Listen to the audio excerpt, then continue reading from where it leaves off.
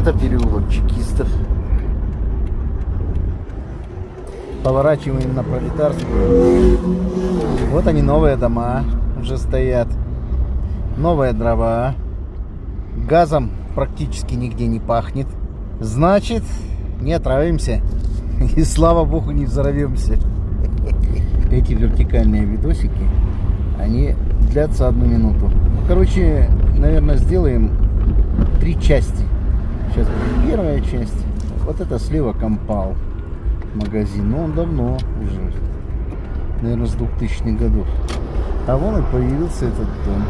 Сейчас тормознемся, чуть-чуть пройдемся. Внешне меняется. И меняется в лучшую сторону.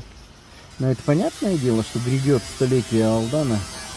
И что-то должно меняться в лучшую сторону.